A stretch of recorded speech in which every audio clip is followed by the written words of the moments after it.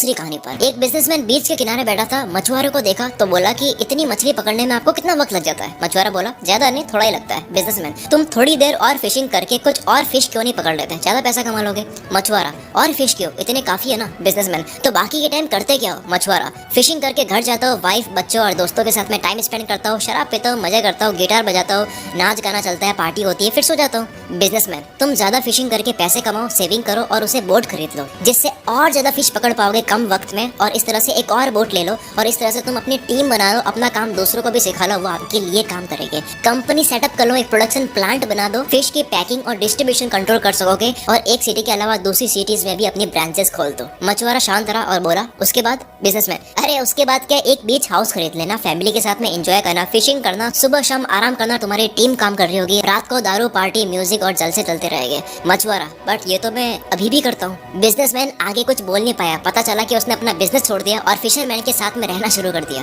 आप कुछ भी कर रहे हो, आप पता करो कि उसके बाद क्या, वो क्यों पाना है, वो क्यों करना है। अगली स्टोरी। एक बार एक लड़का अमीर बनना चाहता था और वो गुरुजी से कहता है कि कोई काम बताओ जिससे मैं बहुत कमा सकूं। गुरुजी उसे एक जगह ले गए जहाँ पर बहुत सारी कंकड़ पड़ी थी और कहा कि इन सारी कंकड़ में से एक कंकड़ ऐसी है जो किसी भी चीज को सोने में बदल सकती है और उस कंकड़ की पहचान है कि वो थोड़ी सी गर्म होगी, बाकी सारी ठंडी होगी। जाओ ले लो अपनी हर चीज को सोने में बदल देने वाली कंकड़। वो काम पे लग गया, रोज एक एक कंकड़ हाथ में लेता, 2-3 सेकंड गर्म है या नहीं चेक करता और उसको समुद्र में फेंक देता ताकि वो बाकी कंकड़ में ना मिल जाए। 1 महीना करा, रोज घंटों घंटों लगा दिए, 2 महीने, 3 महीने, 4 महीने लगा दिए। अब उसकी स्पीड बन चुकी थी लेकिन साथ में वो ध्यान से कंकड़ को परख नहीं रहा था। उसकी फटाफट से कंकड़ को हाथ में लेकर समुद्र में फेंकने की हैबिट बन चुकी थी। 5वें महीने में फाइनली वो कंकड़ हाथ में लग गई। हाथ में आते ही क्योंकि उसके जल्दी से बिना परखे फेंकने की आदत बन चुकी थी तो उसने उस गर्म कंकड़ को भी समुद्र में फेंक दिया और फेंकते ही उसने जोर से अपने सर पर मारकर चिल्लाकर पछतावा करा कि मैंने ये क्या कर दिया, हर चीज को सोने में बदल देने वाली कंकड़ को भी फेंक दिया।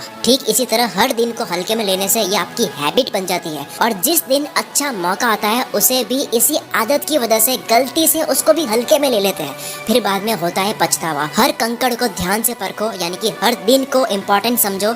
कोई एक दिन, कोई एक कंकड़ आपकी जिंदगी को सोने में बदल सकता है। अगली कहानी। एक बाप अपने बेटे के साथ में रेस्टोरेंट में खाना खाने जाता है और नोटिस करता है कि रेस्टोरेंट की हालत काफी खराब है, गंदगी है, टेबल टूटी हुई है, खाना भी टेस्टी नहीं था।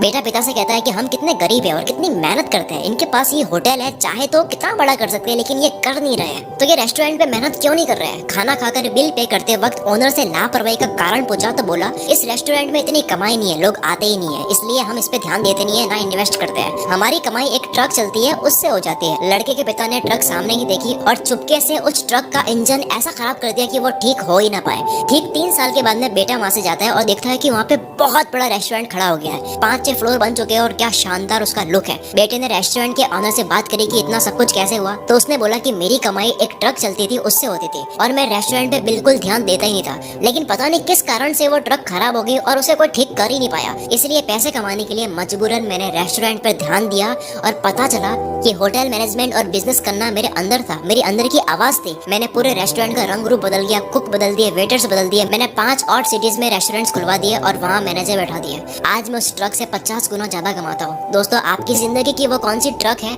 जो आपके टैलेंट और अंदर की आवाज से दूर कर रही है। अगली कहानी। एक इंसान को डॉक्टर बनना था पर डॉक्टर की तैयारी करने में जो मेहनत लगती है उस मेहनत में मजा नहीं आता। उसने हर जगह रिश्वत दी, पास हो गया, डॉक्टर बनने तक सेटिंग चलाई, सर्टिफिकेट पा लिया, डॉक्टर बन गया, हॉस्पिटल खोल दिया। उसके पास में एक्सीडेंट का केस आया जो कि सीरियस था। ऑपरेशन उससे मैनेज हो नहीं पाया क्योंकि उसने तैयारी कर ही नहीं थी।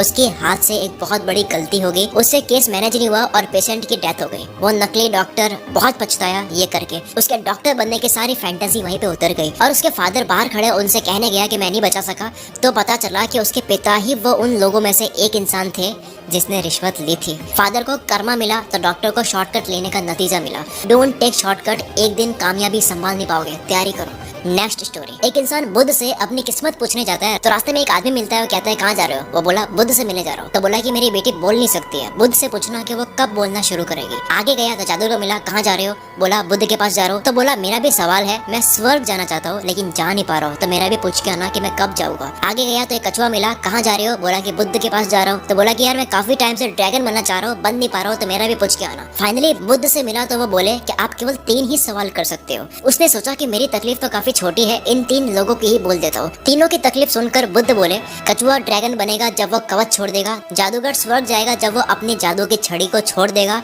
और लड़की बोलना शुरू कर देगी जब उसको लाइफ पार्टनर मिल जाएगा। वापस आते वक्त उस इंसान ने कछुए से कहा कि तुम अपना कवच छोड़ दो, ड्रैगन बन जाओगे। उसने जैसे ही कवच छोड़ा, ड्रैगन बन गया और बहुत सारे मोती गिरे, जो मोती उस इंसान ने रख लिए। आगे जाकर जादूगर से मिला और कहा कि तुम ये छड़ी छोड़ दो तो तुम स्वर्ग चले जाओगे। छड़ी छोड़ दी और वो छड़ी उस इंसान ने रख ली और वो स्वर्ग चला गया। उसके बाद ना आखिर में वो लड़की से मिला तो लड़की ने आगे से ही बोल दिया कि तुम वही आदमी हो ना जो पहले आए थे। लड़की बोल पड़ी, मतलब वो इंसान उस लड़की का लाइफ पार्टनर बन गया। सबने कुछ ना कुछ खोया और कुछ पाया, लेकिन सबसे ज्यादा उस इंसान ने पाया जिसने अपने लिए एक भी सवाल नहीं करा। वो इतना दूर जाने के बाद भी अपना एक भी सवाल नहीं करा, उन तीनों के लिए सवाल करा, जिसे मिले मोती, जादू की छड़ी और लाइफ पार्टनर। जितना बड़ा त्याग उतनी बड़ी सक्सेस। अगली कहानी। एक साधु कड़ी तपस्या कर रहा था और तपस्या के वक्त ही उस गांव में बाढ़ आ जाती है। लोग सब घर छोड़ के जा रहे हैं, अपने आप को बचा रहे हैं। तो एक ने देखा तो साधु को अलर्ट करा कि चलो वरना तुम डूब जाओगे। साधु बोला कि मुझे कुछ नहीं होगा, मुझे ईश्वर बचा लेगा। मैं इतने सालों से कड़ी तपस्या कर रहा हूँ, वो मुझे बचा ही लेगा। थोड़ी देर बाद में पानी कमर तक आ गया, वहाँ पे नाव निकलने लगी। एक आखिरी नाव जा रही थी, लोगों ने कहा कि आ जाओ वरना डूब जाओगे। साधु ने कहा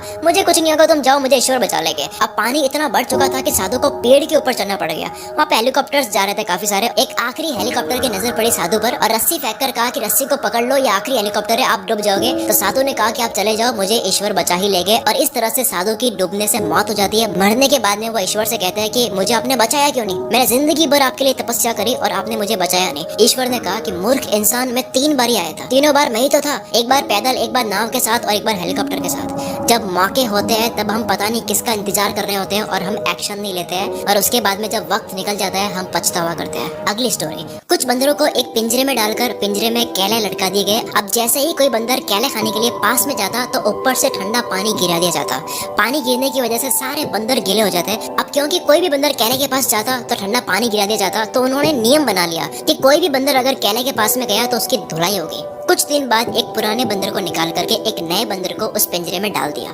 नए बंदर ने केले देखे, पास जाने लगा, उसको पता ही नहीं क्या होगा। केले के पास जाते ही बंदरों ने उसकी धुलाई कर दी। नया बंदर समझ नहीं पाया कि मेरी धुलाई हो क्यों रही है। फिर से एक और पुराना बंदर निकाल करके एक नया बंदर उसमें डाल दिया गया। अब जैसे ही वो नया बंदर फिर से केले देखता है, पास जाता है, उसकी भी धुलाई होती है। लेकिन इस बार इस धुलाई में पिछला वाला नया बंदर भी शामिल था, जिसको पता ही नहीं है कि धुलाई करनी क्यों है। ऐसे करते करते सारे पुराने बंदर जिनको पानी वाली बात पता है उनको निकाल करके नए बंदर डाल दिए, जिनको पता ही नहीं है कि धुलाई करनी क्यों है। और इस तरह से सब एक दूसरे की धुलाई कर रहे थे। किसी को नहीं पता कि धुलाई क्यों कर रहे हैं। हम सब अपने सपनों को इसी तरह पीटते हैं। क्यों पीट रहे हैं किसी को नहीं पता, बस सिखाया गया है, कुछ सिस्टम बना दिए गए, क्यों है पता ही नहीं है। हो सकता है किसी के ऊपर ठंडा पानी गिरा होगा, यानी कि वो फेल हुआ होगा, जिसकी वजह से उसने कोई नियम बना लिया। अब लेकिन दिक्कत यह है कि आपके ऊपर वो ठंडा पानी नहीं गिरने वाला है, यानी कि आप फेल नहीं होने वाले हो। फिर भी आप उस पुराने नियम को मान रहे हो, जो कि तब बना था जब वो फेल हुए थे, जब उनके ऊपर ठंडा पानी गिरा।